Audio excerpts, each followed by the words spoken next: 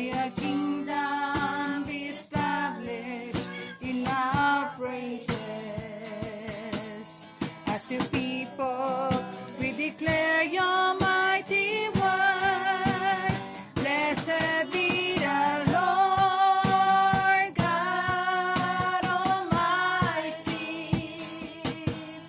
who was, who is, and is to come.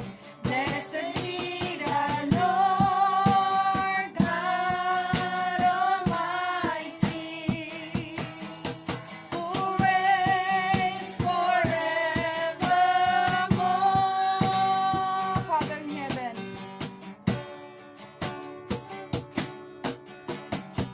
Father in heaven, I will love you. We lift your name in all the earth. May your kingdom be established in our praises. As your people, we declare your mighty word. Blessed be the Lord God Almighty, who was, is, and is to come. Blessed be the Lord God Almighty, who reigns forevermore. Blessed be the Lord God Almighty, who was, who is, and is to come. Blessed be the Lord God Almighty, who reigns forevermore. Who reigns forevermore.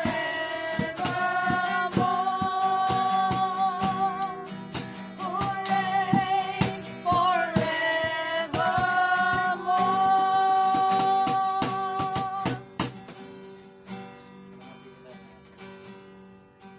Panginoon, maraming salamat po sa hapong tulog yan na kami po ay dinapit dito sa pamahain na natira kayo sa Lord God. Maraming salamat na nakarating po kami ng safe and sound, Lord God.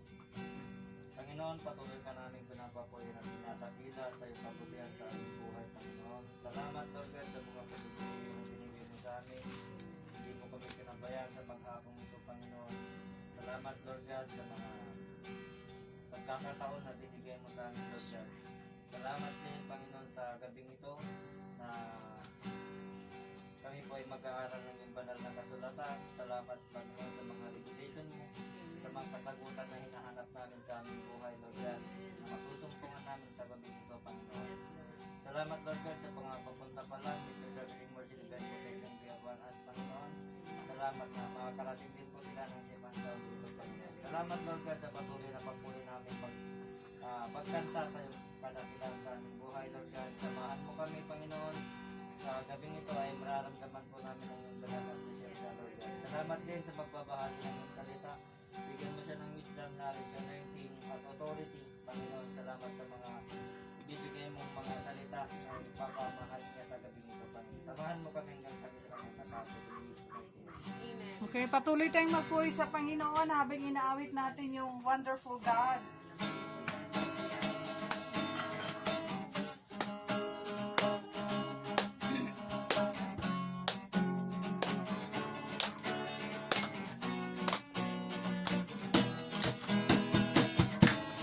There is no other God like you, who made the heavens and the earth. Fills my heart with joy unending.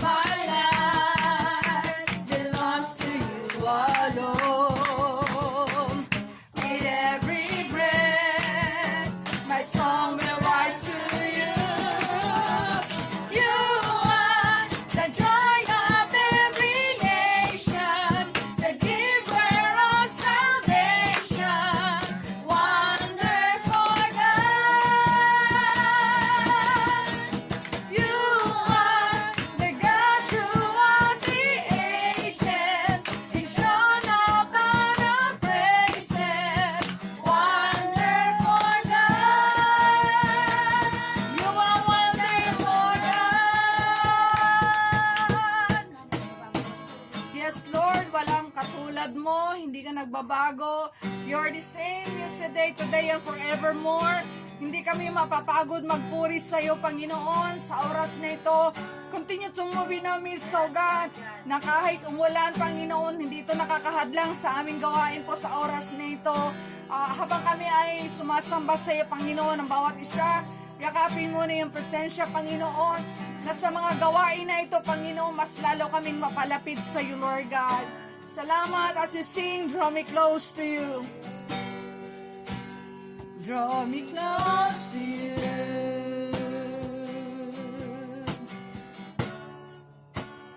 Never let me go.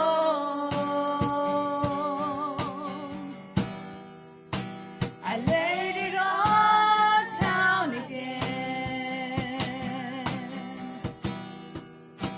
to hear you say that I'm your friend.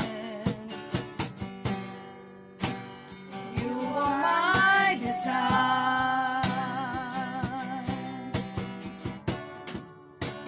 No one else will do.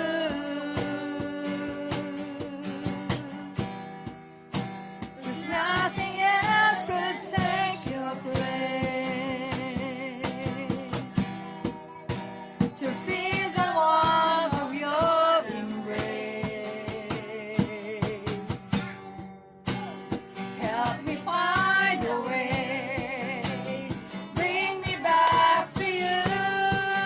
Taas natin ating mga kamay in the presence of God. You're all I want.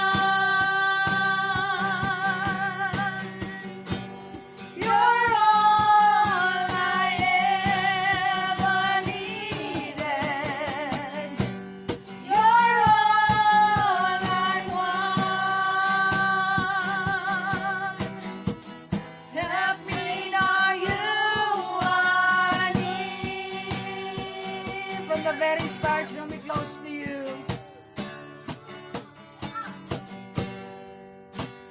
Draw me close to you.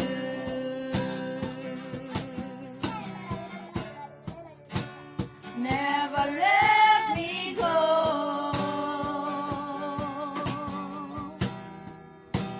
I laid it all down again to hear you say that I'm your friend. You are my desire. You are my desire. Yes, Lord God. No one else will do.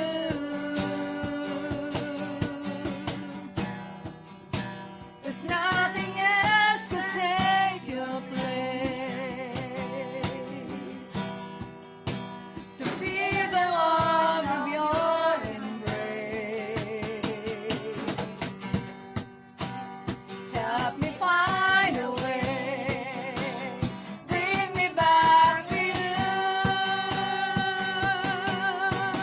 Declare to the Lord, you're all I want. You're all I want. You're all I ever needed. You're all I want. Help me know you are near. You're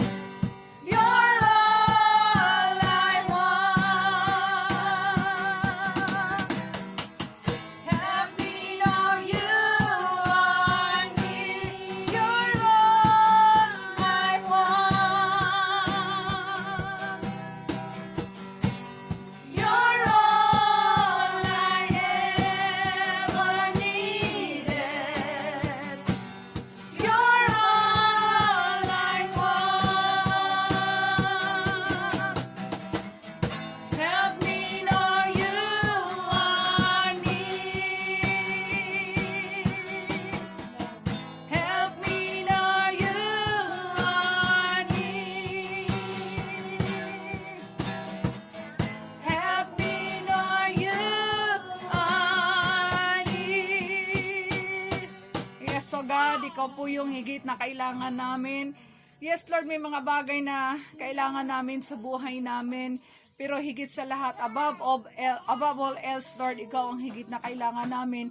Dahil ikaw lang ang Diyos na nagbibigay sa amin ng kapayapaan na hindi kayang ibigay ng mundo, hindi kayang ibigay ng mga mahal namin sa buhay. Ikaw lang ang Diyos na nagbibigay sa amin ng kagalakan na hindi kayang ibigay ng mundo. Ikaw ang Diyos na nagpapagaling sa aming mga karamdaman. Ikaw ang Diyos na nagpro-provide sa amin. Kaya higit na kailangan ka namin, O God. Above all else, Lord. Salamat na tinanggap mo yung aming mga papuri pagsamba sa gabing ito. Continue to move in our midst, Lord God, habang kami ay makikinig na iyong salita.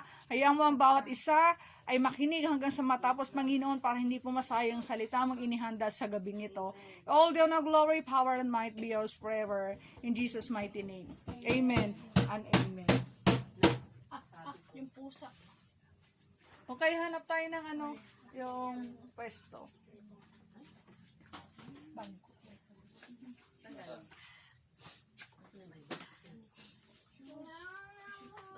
Okay, hanap tayo ng pwesto. Silent tayo yung bulletin mo? Wala naman yung tricycle.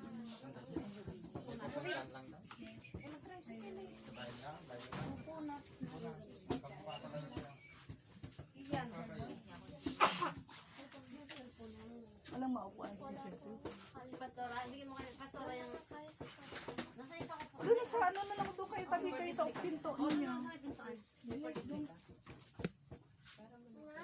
Tisoy, word of God na. Hindi pwede mababol.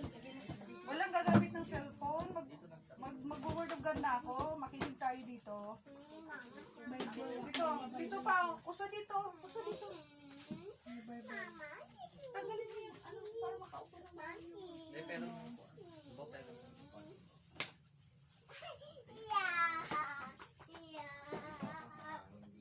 Sir, libangin mo nga si Daphne doon. Kunin mo si Daphne. Daphne, punta kay Pastor Mike. Sige, hindi makapag-concentrate si BJ. Sige na. Punta ka doon kay Pastor Mike, dali. Punta kay Pastor Mike, ibigay mo sa phone. Punta kay Pastor Mike, dali. Ano mo Daphne, pumunta na silang buo. Sige na, nandun na. Laro tayo. Puntahan mo si BJ, papasukin mo para makarinig ng salita ng Diyos. Ikaw ang doon nagbantay. Na BJ, dito. Sayang mo yung pagpunta mo rito. Pupunta kayo para mag-Bible study, hindi para gumalak mo saan saan.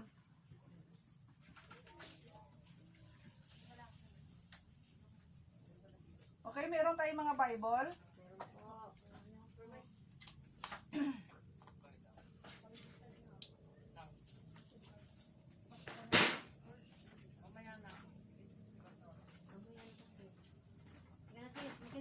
Dito na, mamay na yan dito. BJ, upo dito. Okay, so may 5 bagay tayong pag-uusapan ngayon, ha? Di ba anong topic natin last Sunday kung kayo ay nakinig ng ating service last Sunday? About sa Sige nga. amoy. Pag-amoy. Ano yon? May topic 3S. doon eh. 3S po. 3S. Ano yon? Hindi yun ang title ng message ko. May title yun eh. Ha? Hindi. Ano ang title ng aking sermon last Sunday? Sige, sinong nakakaalala? Wala yung ano ko. Hindi ako nag-take note. Ay, nako, yan na lang. Ang bilis nilang makalimot, last Sunday lang yun. Ito yung dugtong. Ewan ko kung bakit ito yung binigay ni Lord. Ang topic natin last Sunday is all about demons. Yun, oo nga. Yun nga, talaga naman. Yeah. It's all about demons. Number 1 kalaban natin. Ngayon naman, ang topic natin ngayon, si Satan. O, di ba? Di ko alam kung bakit ito yung mga mensaheng binibigay ni Lord sa atin. Last Sunday, ang topic natin, it's all about demons. Ngayon naman, Satan. Ano ba mga strategy ni Satan para tayo ay matalo? No? Pag sinabing demons, ibig sabihin marami. Di ba? Ngayon naman, si Satan itself. Sino yung si Satan? Si Lucifer. Okay, si Lucifer, nung nasa langit pa siya, pero nung siya ay inihulog sa mundo, tawag na sa kanya ay? Satanas. Okay, wag natin kalimutan yan ha, si Lucifer at si Satan ay iisa. Ngayon, pag-usapan natin, limang bagay na ginagamit na ni Satan para sirain ang buhay natin, no? Ano ba ang connection nito? Anong connection ng Diablo sa buhay natin? May connection ba siya sa atin? Amen. Okay, tanong ko, ano bang connection ni Diablo sa buhay natin? Naggugulo po siya ng mga buhay ng mga buhay. Oo. Nagbibigay ng Yung mga problema. isip natin. Ang Diablo, walang ibang binibigay kundi kaguluhan, distraction. Kailanman di siya nagbibigay sa iyo ng magandang bagay. Kunwari lang yan, at the beginning, maganda yung offer niya sa iyo, pero at the end, nandun pala yung kapahamakan. Kaya mag-ingat tayo mga anak ng Diyos, nakala natin maganda yung offer ng mundo, di natin alam, strategy pala yun ni Satan. No, yun ang natin, pag-uusapan natin ngayon. So, pag-aaralan natin ang bawat galaw ni Satan, paano niya tayo matalo, no? Meron siyang plano lagi. Okay, tulad ng sinabi natin kanina, sino ba ang Diablo? Si Lucifer, nung nasa langit siya, nung siya ay bumagsak dito, siya na yung tinawag na Satan or the Devil. Mababasa natin yan sa Revelation chapter 12 verse 9. Sige nga, kung magbuklat nga tayo, ano bang nakasaad sa Revelation or Pahayag chapter 12 verse 9?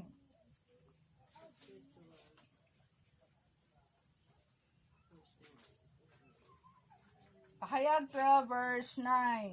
Ito po, Pahayag chapter 12 verse 9. Itinapon ang napakalaking dragon, ang matandang ahas na tinatawag na Diablo at Satanas, na nandaraya sa buong sanlibutan. Itinapon siya sa lupa kasama ang lahat ng kanyang mga kampon. Tuloy po. Medyo mahina yung ilaw, hindi ko mabasa. Ganito nakalala ang aking mata, kaya kailangan talaga. O kaya, sabi dito, inihagis si Satan to sa lupa. So, mababasa natin sa Revelation 12 verse 9 na totoo nga na mayroong Diablo, totoo na may demonyo, at totoo si Satan. Hindi siya gawa-gawang kwento lang, kundi siya ay nasa Bible talaga.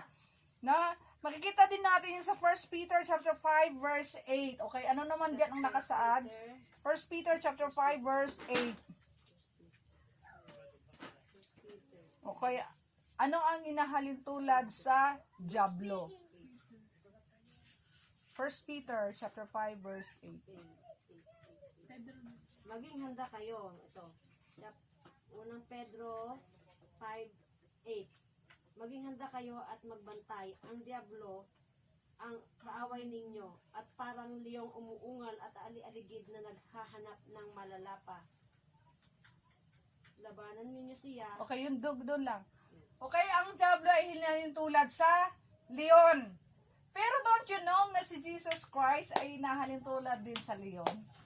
Kaya mag-ingat-ingat tayo, no? Mag-ingat tayo dahil isang hayop pero inahalin tulad siya. Pero this time sa 1 Peter chapter 5 verse 7, the devil is like a roaring lion waiting for someone to devour. No? Ang si Satanas ay parang leon umaatungal na naghahanap ng malalapa. Ngayon dito naman sa kay Jesus Christ, dinidescribe din siya as a Lion of Judah. Kaya mag-ingat tayo, no? Baka malito tayo kung baka yung Lion of Judah mapagkakamalan yung si Satan at yung si Roaring Lion mapagkamalan yung si Jesus. Huwag nating baliktarin. Kasi parehong leon ang dinidescribe sa kanilang dalawa. Pero pag sinabing Lion of Judah, si Jesus Christ yan. Bakit? Bakit Lion of Judah? Dahil si Jesus Christ ay galing sa lahi ni Judah. Remember the 12 tribes of Israel? Yung anak ni Jacob? Diba? Sa anak ni Jacob na 12, meron siyang anak na pangalan Judah. Doon sa anak na ni Judah, lumabas ang lahi hanggang sa kapanahunan ni Jesus. Kaya siya tinawag na Lion of Judah. Pag sinabing Lion of Judah, sino yan? Jesus Christ. Pag sinabing a roaring lion, Satanas. wag tayong malito ha, baka magrambulan yan. Tandaan natin yan ha, 2 leon, pero depende sa kanya pag-describe.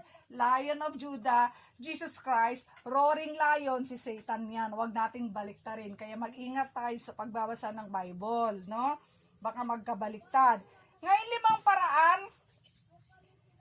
paraan na si Satan, sinisira niya ang buhay natin. Tingnan natin kung baka nakapasok na siya sa atin O baka nag-uumpisa na? O baka matagal ka nang natalo ng Diablo na hindi lang natin Alam. namamalayan. Okay, number 1, na techniques ni Satan na para ikaw ay matalo o matras, hindi ka na magsisibi. Number 1 is discouragement.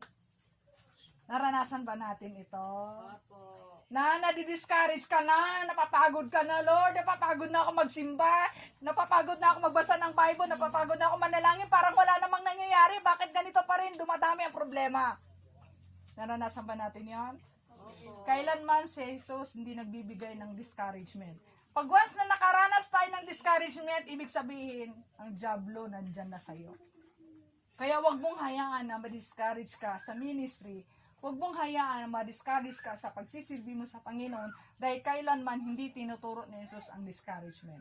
Ang sabi niya, magalak kayo lagi, magalak. No, rejoice. And again, I say, rejoice. Baliktad kay Satan. Kalungkutan ang binibigay niya, discouragement. Ay pag once na-discourage tayo, ingat tayo, baka napasok na tayo ng kaaway.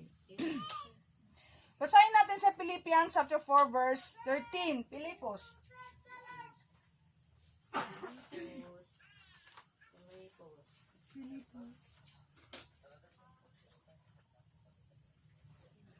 Pilipos chapter 4 verse 13.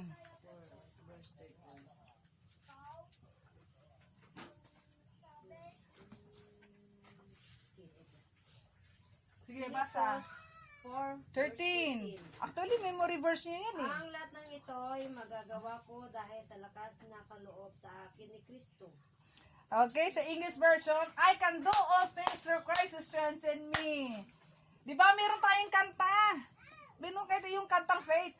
Faith, I can move the mountain. I can do all things through Christ who strengthen me. Faith, I can move the mountain. Oh, mahirap kasi ang kantahin, mahirap i-drum. No, hindi masusundan ng ibang player, kaya dalawa lang kami ni Mike nagsusolo. So sabi dito sa Philippians 4:13, I can do all things through Christ who strengthen me. Nagagawa ko lahat, no, lahat ng bagay dahil si Jesus ang nagbibigay sa akin ng kalakasan. Then bakit ka na-discourage?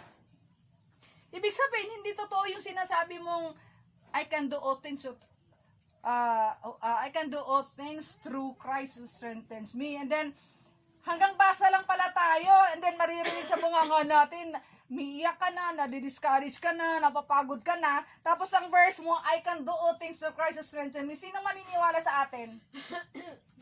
Parang ako kanina. May maniniwala ba sa atin? Sabi mo sa verse, ang galing mo mag-memorize. Philippians 4:13, I can do all things through Christ who strengthens me. And then, all of a sudden, maririnig sa'yo, magpo-post ka sa Facebook, di ko na kaya. Bakit ganito, Lord? Oh, parang hindi yata nagtagumpay si Lord sa buhay natin, no?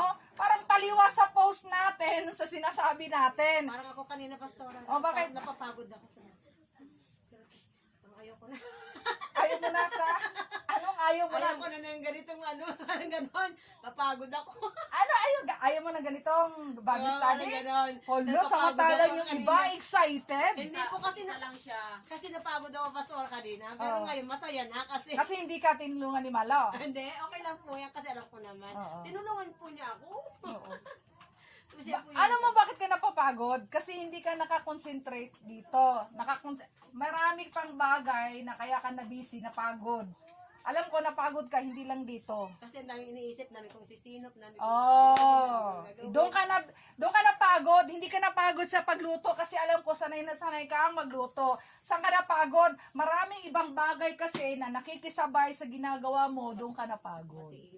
Yes, kung ano mga iniisip mo, yung kambing mo, sisilin, linis dito, linis doon, igib dito, doon ka napagod, no?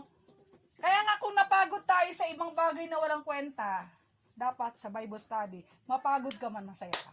Amen. Amen. Eh para kay Lord, sino bang hindi napapagod? Nakakapagod gan matulog. Matulog ka ng 24 hours, iwan ko lang hindi sasakit ang likod mo. Oh, kumain ka ng kumain, iwan ko lang kung hindi ka bibigay. Masakit yung tiyan. Nakakapagod, lahat ng bagay nakakapagod. Kahit umupo ka lang BJ ng 24 hours, ewan ko lang kung hindi ka mapagod dyan. Awit yan. Lahat ng ginagawa natin nakakapagod talaga. Mas nakakapagod ang walang ginagawa. Amen. Mas mabuti pang marami kang ginagawa, lalo na pag kumikita ka, ay ang sarap gumalaw. mas nakakapagod ang walang ginagawa. Ay, mas mabuti pang maging busy ka. Amen. O yun, o Raquel, wake up, no? Wake up, wake up. Pero ngayon masaya na kasi Oo. wala na. Hindi ka napagod sa pag-prepare ng Bible study, napagod ka sa ibang bagay na sinasabay-sabay mo, doon ka napagod. No? Kasi bakit? Ba't ko nasabi yun? Kasi masigit pa yung ginagawa namin sa church. Ako, let me see, kahit wala si Mike, kaya kong gampanan yon. Pero hindi ko sinasabing napagod ako. Bakit? Masaya ako. Kahit maligo ako ng pawis, no? Kahit maligo ako ng pawis, kahit mag-isa ko lang maglinis sa church, masaya ako. Bakit? Sulit dahil kulang pa yung binibigay ko. Yung blessing na binigay ni Lord sa akin, yung pabor, kulang pa sa time, kulang pa yung pagod na binigay ko sa kanyang kabutihan ng Diyos. Amen. Kaya dapat ugaliin natin na pagdating sa ministry, huwag tayong magreklamo dahil para kay Lord. Mas maraming ginawa si Lord sa'yo compare sa ginawa mo. Amen. Amen. Okay. So, number 2, na paraan ng diablo para tayo ay masira. Paraan ng diablo para hindi tayo magpatuloy, malinlang tayo, at hindi na tayo magsibi sa Panginoon. Number 2 is doubt. Ano ito yung doubt? Teka lang. Pagdududa. Lord, buhay ka ba talaga? Popost mo, Lord? Nagsisilbi naman ako sa'yo. Dinidinig mo ba ako, Lord? Pagdududa. Galing sa diablo yan. Di yan kay Lord, no? Basahin natin na Luke 12 verse 29. Basahin mo nga, Joy. Lucas 12:29. Luke ko ba, Sarah? Anong verse? 12, Ano, Luke 12:29. Okay, basa dyan mga dalaga, Luke 12:29, kasi kayo yung maano yung mata. Lucas 12:29, anong sabi dyan? Kahit huwag kayong labis na mag-isip kung saan kayo kukuha ng kakainin at iinumin. Huwag na kayong mangamba. Ulitin mo nga, Joy. Lakasan mo, Joy. Kaya huwag kayong labis na mag-isip kung saan kayo kukuha ng kakainin at iinumin. Huwag kayong mangamba. Huwag kayong magamba is huwag kayong magduda. Yun din yung other team po, huwag kayong mangamba, huwag kayong magduda. Kapatid, tanong ko lang sa inyo, hanggang ngayon ba, hindi pa ba lubos talaga yung tiwala natin sa Panginoon? Nagdududa ka pa rin ba na kung dinidinig ni Lord yung ating panalangin? Bakit pag may blessing, grabe yung tiwala natin kay Lord? Bakit pag may pagpapala, kulang na lang tumalon-talon ka, Lord, napakabuti mo, Lord. Pero bakit pag may pagsubok na, tatanungin mo na si Lord, Lord, ikaw pa ba yan? Nakikita mo ba sitwasyon ko? Doon na, nagdududa ka na, kapatid. Madali tayong matalo ng diablo eh. Susubukin ka lang, no? Susubukin ka, bigla ka nang bibigay sa pananampalataya mo.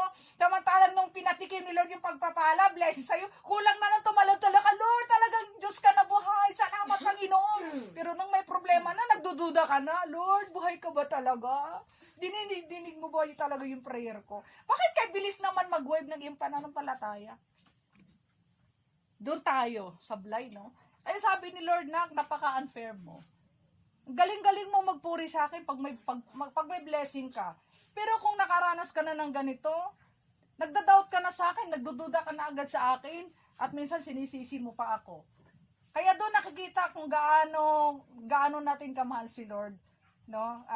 Ang tao may may pagkabalimbing ang tao, no? Na pagdating sa problema, nasusubok yung pananampalataya natin. Doon natin makikita kung gaano ka ba katapat sa Panginoon. Kasi likas sa tao na tapat lang pag may blessing. Pag wala ng blessing, wala na, negative nang maririnig mo, magpo-post ka na sa FB, hindi na magandang naririnig sa bunganga mo. Nasasaktan si Lord kasi kulang na lang sabihan tayo ni Lord, Lord, anak, di ba nung mga nagpe-pray ka, binigay ko sa iyo ang saya-saya mo, kinikilala mo ako ng Diyos mo, grabe, you are so proud of me. Sabi, nagte-testimony ka pa, napakabuti ng Diyos sa buhay mo. Ngayon, sinubo kita. Bakit nagdududa ka na ngayon sa akin? Ganon ba tayo? Kaya, laliman pa natin yung ating pananampalataya sa Diyos. Ang Diyos hindi nagbabago. Sino magbabago? Tayo. Tayo ang nagbabago, hindi si Lord. Kaya, lumalim ka pa, kapatid. Lumalim ka pa, kilalanin mo pa si Lord. Kilalanin mo pa si Lord ng maigi, no? Kasi Kung talagang kilala mo si Lord, alam mo, napakasarap, no, na kahit na mag-isa ka, asama mo si Lord. Tawag doon, encounter, personal encounter with God. As long wala kang personal encounter with God, madali ka talagang matumba, madali kang mag-doubt, madali kang mag-wave. Pero kung ang foundation mo, ang pananampalataya, kung talagang kilala mo si Lord sa buhay mo, kahit anong pagsubok, hindi ka aatras, hindi ka tatalikod. Instead na may pagsubok, lalo kang lalapit sa kanya, the more you are closer to God. Tulad ng ginawit natin, draw me close to you. You're all I want. You're all I ever needed. Yon. Ibig sabihin, pag sinabi mo yung you're all I ever needed, nasa iyo na lahat ng bagay, pero si Lord pa rin ang hinahanap mo.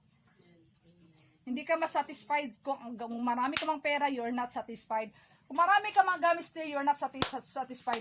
Kasi ang pinaka-importante sa iyo, si Lord. That's why you're all I ever needed. Pag ganyan ang nararamdaman mo, kapatid, talagang nasa iyo na ang Holy Spirit. Talagang makikita mo na love mo talaga si Lord. Yun ang dapat nating iangat sa ating panampalataya, no, mag-improve tayo. Number 3 na ginagamit ng kaaway para tayo ay masira o tumigil o ma-discourage man. Number 3, actually 5 D ito eh. Kanina, ano yon? Discouragement. Number 2, doubt. Number 3 is distraction. Ano ito mga distraction na kaya hindi ka makapagsilbi sa Panginoon? Ano ito mga distraction? Ginagamit ni Satan yung ating trabaho kaya hindi ka na makapagsilbi sa Panginoon. Nang dahil sa trabaho mo, hindi ka na makapagsimba. Nang dahil sa trabaho mo, hindi ka na makatin ng Bible study. Nang dahil sa trabaho mo, hindi ka na makapagbuklat ng kanyang salita. Hindi ka na makapanalangin dahil pagod ka na because of your work. Isa yan sa ginagamit ni Satan kaya ka nadidistract. Pangalawa, yung negosyo natin, di ba natin alam? Nung wala pa tayong negosyo, we keep on praying to God, Lord, bigyan mo ako ng negosyo, bigyan mo ako ng pagkakakitaan para masustain yung mga pangangailangan namin, pangbaon ng mga bata, pangbayad ng mga bills, bigyan mo ako ng negosyo. Nung binigyan ka na ni Lord, yung negosyo na yan, yun pa yung nagiging hadlang na hindi ka na makasimba. Yung negosyo na yan, yung pa yung hadlang hindi ka na maka-attend sa Bible study. Nagiging hadlang na yung blessing sana na binigay ni Lord sa atin, yun din ang ginamit ng dyablo para ikaw ay ma-distract. Distracted ka na, mas importante na lang sa iyo ang pera kaysa sa gawain ng Diyos. Nakakalimutan natin, yung unang nating prayer, bigyan tayo ng negosyo, pero yung negosyo na rin, yun din yung ginamit ni Satan para ikaw ay hindi makapagsilbi sa Panginoon. Kuha natin yun? Then, pangatlo na minsan ginagamit ng dyablo kaya hindi ka makapag-concentrate, yung mga mahal natin sa buhay. Yung mga mahal natin sa buhay, sila din ang ginagamit, kaya hindi tayo makapag-concentrate. Sila din itong, sila itong mga distraction minsan, no? Kaya hindi ka makapunta sa church, hindi ka makasimba, hindi ka makadalo sa Bible study, dahil sa mga mahal natin sa buhay na sila din mismo ang hadlang ginagamit ng wag ka na pumunta doon, natin na lang tayo ng birthday. Huwag ka na pumunta doon, mag-swimming na lang tayo. Wala na, na-distract ka na. Punta na lang tayo ng SM, next na lang tayo attend doon, wala na, natalo ka na. Kaya ito mga mahal natin sa buhay, minsan ginagamit sila ng dyablo, kaya hindi ka na makapag-concentrate sa gawain. Okay, another distraction, yung mga cellphone ninyo, hindi nyo nabibitawan, puro kayo laro, umaga hanggang gabi, laro. Buti sana kung gabi hanggang magdamag, madaling araw, puyatan. Ay pagising sa umaga, wala. Bangag, pagising sa umaga, puyat. Bakit? Ang haba ng oras sa gabi na dapat matulog na maaga, hindi, nagpupuyat. Kaya isa yan sa mga distraction natin, yung mga cellphone. Yung mga cellphone natin, yun ang ginagamit na kaaway, kaya ka nadi-distract, no? Instead na magbasa ka ng Bible, hala, FB, games, nakatutok na, hindi na makausap ng maayos, kahit mga verses natin every night, hindi na makapag-comment dahil na busy na sa cellphone, busy sa cellphone, pero hindi makapag-comments ng verse. Tingnan mo yan? Ayan. Tapos pag sinita kayo, nagtatampo kayo, totoo naman, busy kayo sa laro. Pag sinita kayo, totoo, may oras kayo sa laro, pero pagdating sa verse ninyo na napakasimple, hindi nyo nagagawa. Tingnan nyo, you're serving devil. Mas nakikinig kayo sa Diablo kaysa sa boses ng Diyos. Bakit? Mas pinili nyo yung worldly eh. Hindi kayo nakikinig sa Panginoon. Isa yan sa mga distraction natin. Yung cellphone natin, blessing sana yan na magagamit pang negosyo, magagamit para sa mabuti, pang research ninyo, pero yung cellphone na yan, ginagamit din ng Diablo para ma-distract ang mga isipan ninyo. Ma-distract yung inyong mga mata. Kaya pag nagluluto, nasusunog na dahil sa katutok sa cellphone. No, hindi na makaluto, hindi na makapaglaba dahil yung oras na ubos na sa cellphone. Kaya nalilate lagi kasi umaga pa lang cellphone na. Ayan. Malaking impact talaga ngayon ang cellphone. Malakas ang Diablo sa pamamagitan ng cellphone. Number 4, D, na ginagamit ng Diablo para sirain ang buhay natin. Kanina, discouragement, doubt, distraction. Number 4, discontentment. Hindi ka kontento kung anong meron ka. Materialistic ka. Ahamakin lahat, magkaroon lang ng bagay na yan. No? Kaya, lahat tayo nakakaranas talagang mangutang. Lahat tayo. Kaya ang dami nating utang kasi hindi tayo makontento kung anong meron tayo. Hindi tayo makapaghintay sa tamang panahon na ibus ni Lord ang blessing. Aminado ba tayo doon? Aminado ba tayo doon? Tayo mismo ang gumagawa ng problema natin. Don't worry, hindi ka nag-iisa. Kasali ako doon. Number 4 na problema na ginagamit ng Diablo is discontentment. No? Mangungutang para lang magkaroon ng bagay at the end, problema mo paano magbayad. Wala na, sakit na ulo, di na makatulog, aligagana, maghahanap ng paraan. Way ni Diablo yan para hindi ka makapag-concentrate. Kaya puro ka na lang malungkot, di ka na makatulog dahil meron ka ng bayarin. No? Kaya ang target natin, ang goal natin mga anak ng Diyos, tapusin natin lahat. Mas maganda talaga yung walang utang. Amen. Sarap mamuhay ng walang utang, sarap matulog ng walang utang. Kaya tayo ng mga anak ng Diyos, sikapin natin, nilinisin natin ang ating pangalan. Unti-unting bayaran yung mga utang, hihingi tayo ng tulong sa Panginoon, nabigyan niya tayo ng wisdom na mabayaran lahat ng utang para magiging good example tayo sa mga kapatiran natin na walang ibabato ang kaaway sa atin. Amen po ba tayo doon?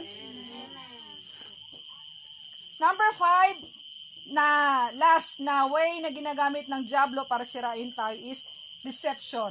Ito yung panlilinlang. Nalilinlang tayo ng mga mundo natin. Maraming offer ang mundo sa atin na akala natin maganda, pero at the end pala it leads to distraction, no? Parang, puta, magtatrabaho ka, malaki ang sahod. Kalbas ako 50 pesos, 50,000 a month. Gusto mo kasi pera. Iiwan mo ngayon ng ministry kasi mas mahalaga sa iyo ang pera. Nung natong ka na sa trabaho, wala na, di ka na makatulog. Yung pala yung pinasok mo, illegal pala. Yung pala yung pinasok mo, di ka na makatulog, nagkasakit ka na. Nalinlang ka ngayon ng kaaway. Kasi ang kaaway, ang mundo, maganda ang offer niya sa atin, lalo na sa mga anak ng Diyos. Lagi nating tatandaan, ang target ng kaaway, ang mga anak ng Diyos. Lalo na yung ginagamit sa ministry, yun ang target ng Diablo. Hindi niya pupuntahan yung mga pasaway na, kakamping niya yan. Ang kanyang target, yung mga anak ng Diyos, lalong-lalo na yung ginagamit sa church, ginagamit sa ministry. Yan ang target ng kaaway dahil gusto ng kaaway na wag magpatuloy magsilbi sa Panginoon. Kaya marami siyang offer sa atin. Kaya some of us na dating ginagamit sa ministry ngayon wala na kasi sila ay nalinlang. Masarap kasi ang offer ng mundo. Kasi dito sa atin kailangan ng sakripisyo talaga. There's no glory without sacrifice. No? Masarap kasi yung nagtagumpay ka dahil pinaghirapan mo. Proud ka na narating mo yung isang bagay na pinaghirapan mo. Pero ang mundo mahilig sa shortcut.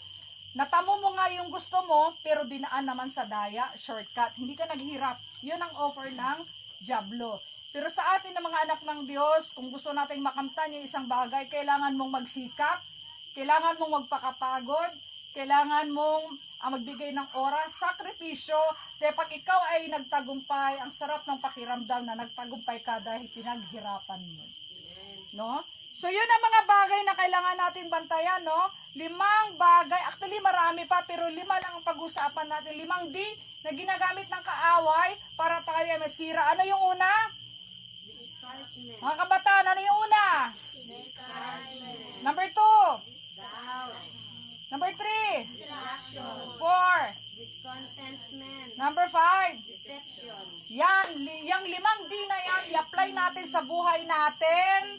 Dala-dala natin yan kahit saan man tayo magpunta para hindi tayo malinlang ng kaaway, hindi tayo matalo ng kaaway. Remember, yung mga napag-usapan natin, baunin natin at i-share din natin sa iba na ito yung paraan ng kaaway kaya tayo ay natatalo. May natutunan po ba tayo sa gabing ito? Okay, resist the devil and he will flee from you. Huwag nating hayaan na magtagumpay ang kaaway sa atin. Panatilihin natin yung pananampalataya natin sa Panginoon, makinig sa pamamagitan ng pagbabasa ng kanyang salita at pananalangin. In that way, malalabanan natin yung gawa ng kaaway. Kaya ang mga anak ng Diyos na hindi nagbabasa ng salita ng Diyos, mga anak ng Diyos na hindi nananalangin, prone sila sa gawa ng kaaway. Madali silang matukso. Pero mga anak ng Diyos na lagi nagbabasa ng salita ng Diyos, ito yung gabay, meron kang protection galing sa Diyos. Kaya magbasa lagi ng salita ng Diyos at manalangin. In that way, malakas ka compared kay Satan. Okay, tayo tumayo lahat. Mamaya ng kwentuhan para hindi tayo madistract. Pray tayo, hanap kayo ng partner. Hanap kayo ng partner. Tisoy kayo ni Tisoy kayo ni Kervin, Kian kayo ni BJ, tatlo kayo diyan Tisoy. Tapos si Silin, si Shelty, Ate Joy, sino ang partner? si Joy, si Marilo. Ako man na lang yun sa iyo, sis, dito tayo.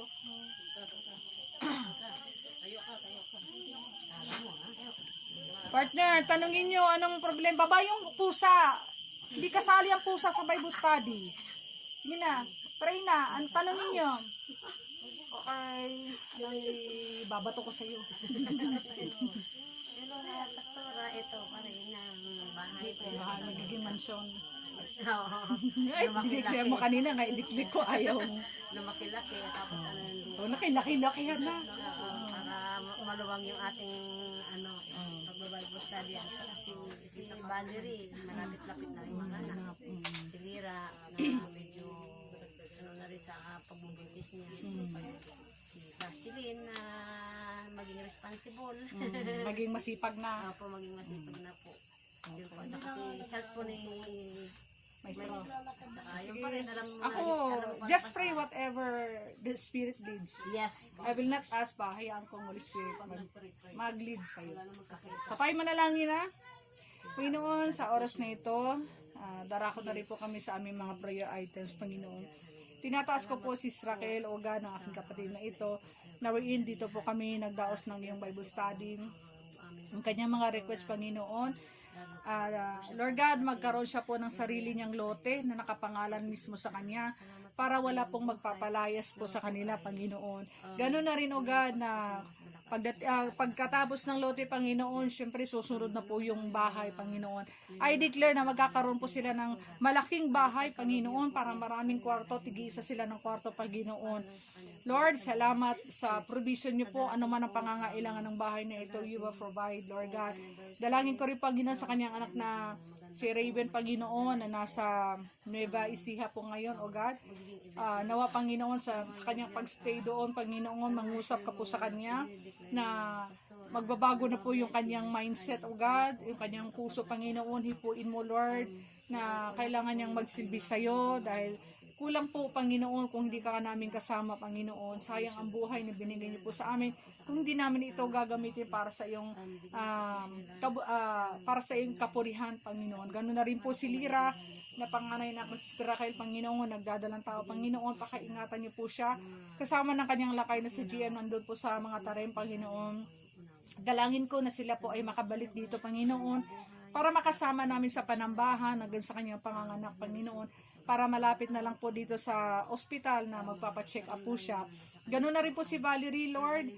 Tinataas ko po siyang kanyang kalagayan ngayon dahil anytime po pwede na po siyang manganak, Lord. Salamat, ngayon pa lang dinideclare ko na magkaroon po siya ng normal delivery. Provide all their needs, so God, sa kanyang panganganak, Panginoon. Salamat, Lord, na lalabas ang bata ng safe and sound, Panginoon. Salamat sa doktor, o nurse, o midwife na mag-a-assist po sa kanya, Panginoon.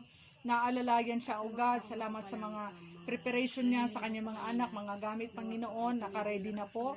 Salamat sa good health bibigyan niyo po kay Valerie, Panginoon, dahil first time po niyang manganak, Panginoon, hindi po siya mahirapan, Lord God. Salamat din po, God, kay Kuya Tatay Hill, Panginoon, sa kanyang good health, O God. Alam niyo naman po siya, Panginoon, na siya ay senior citizen na po, Panginoon, may edad na po. Kaya salamat, Lord God, napakaingatan niyo po siya sa kanyang biyahe everyday. Dapat nagpapahinga na po siya, pero mas gusto niya pong mamasada, Panginoon, dahil hindi siya sanay na walang ginagawa.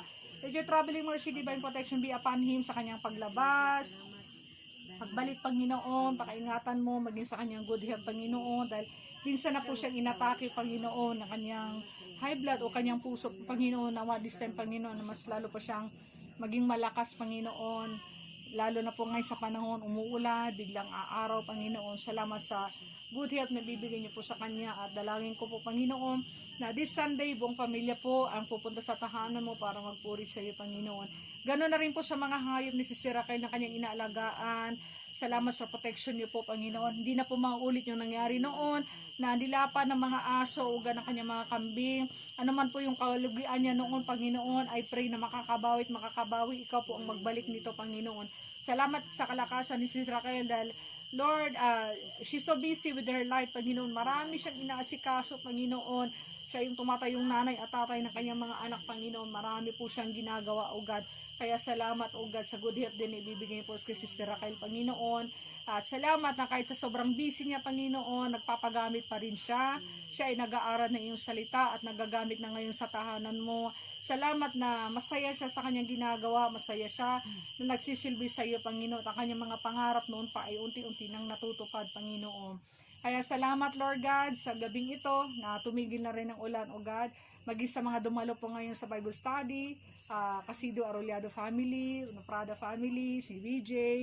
Salamat, O God, lahat po kami, Panginoon, na nandito, Panginoon. Pagpapalain mo at mamaya po sa aming pag-uwi, makakarating kami ng bahay ng safe and sound. Salamat, Lord God, natatandaan namin itong topic namin, itong mga 5 D na ginagamit ng kaaway para kami ay masira. Palakasin mo kami, Panginoon, bigyan mo kami ng wisdom na hindi kami matatalo ng kaaway, O God. Salamat lagi sa reminders mo, sa pagbabasa ng iyong salita at mananalangin, Panginoon. Salamat, Panginoon, we love you, kahit man na lagi ka namin sinisisi, lagi kami nagtatampo, Panginoon, pero nandito pa rin kami, Panginoon, patuloy na nagsisilbi sa iyo. Kaya forgive us, Lord, na minsan nag-iisip kami ng negative, Panginoon, pag nakakaranas kami ng problema.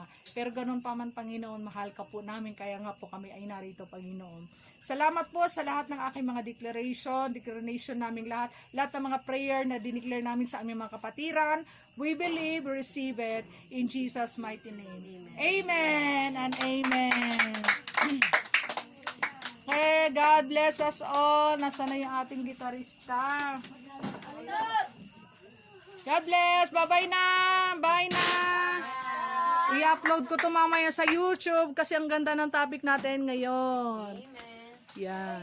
Okay, bago yan, Sister Raquel, buksan mo na yung mga handa para makita rin nila ano yung mga handa mo. Uy, pakbet. Tapos may buro. Wow, ano pa yan? Nilagang talbos. Wow. Nilagang okra at saka talong. Yan, nasa na yan? Ano ito isa dito? Spaghetti po. Spaghetti. Oh, sayang wala kayo. Sayang wala kayo. Oh, yan oh. Wow, pakbet, may buro. Ayan. So, pasensya na at wala kayo. Kami ang kakain dito.